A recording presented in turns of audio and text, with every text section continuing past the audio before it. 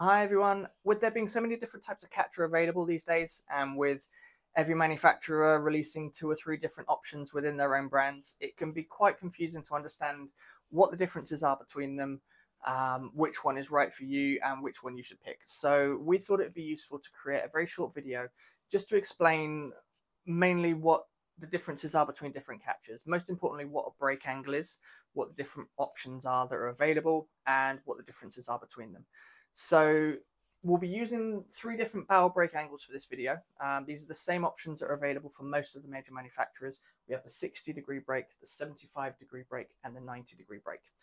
But first and foremost, what is a break angle? In its simplest terms, it's where the catcher folds and sort of breaks over and where that is in relation to your hand. So if we use this as an example, this is the Barrel Vapor 60-degree break, and the break angle is basically where the catcher folds, like what angle the catcher folds over at and what that means in relation to your hand. So the rule of thumb that I always use with a break angle is the smaller the angle, the more your thumb is involved in the folding and the closing of the catcher. So with a 60-degree, like the Barrel Vapor here, it's what we call a fingers to thumb. And it's in relation to the angle, and this is by no means is this a technical explanation. This is just how I remember it. The simplest way for me to think about it is the higher the angle, the further away your thumb and your index finger are. So on a 60-degree break, roughly your thumb and your forefinger are about 60 degrees apart. So on a 60-degree, it's very much a fingers to thumb close. It's a shorter angle between your thumb and your index finger.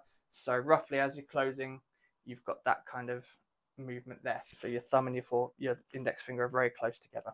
As we move on to the 75-degree break, which is much more of a neutral close and is found mainly in the Bauer Supreme range, it's a bit more of a neutral one. So your thumb is still involved, but there is a slightly bigger angle between your thumb and your index finger when you're closing the glove.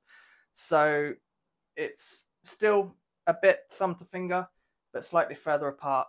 So there's a bit more of the actual sort of palm involved in the closure there. As we move on to the 90-degree break, the Vapor 90, which has recently been released, it's very much a finger to palm. So the thumb itself is barely involved in the closing of the glove. So it's very much closing that way, using more of the fingers and the thumb really not involved. You're still going to feel it in your thumb when you close the glove because of the muscles of the hand. That's just how it works. But it closes much more like this. Whereas we go to the other end of the scale on the 60-degree, it's very much thumb to forefinger there. So this isn't a massively technical explanation, I understand that, but I wanted to break it down as simply as possible. We can see it roughly when we close the gloves and when we have them there. If we use this as our basis of an angle and we close the glove here,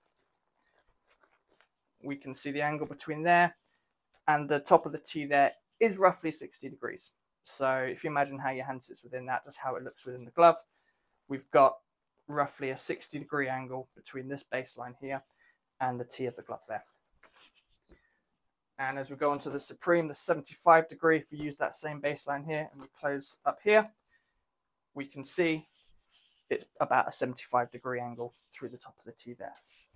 As we go on to the Vapor 90, this glove hasn't been broken in yet, so it's difficult to explain on camera or to visualize it because it's brand new. Thank you to Puckstop for providing this.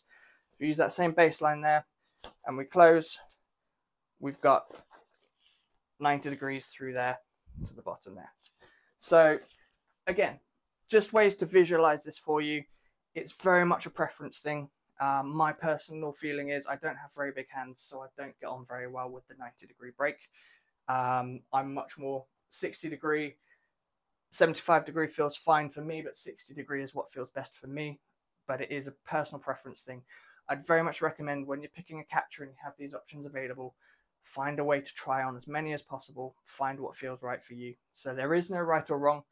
There is no one is better than the other. It is purely a personal preference thing. So very short, basic video, but I hope it has helped at least somebody to understand the differences between the breaks on gloves and will help you find the one that's best for you.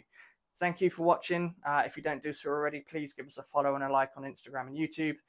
Any questions, please put them in the comments or drop us a DM on Instagram and we'll be happy to help.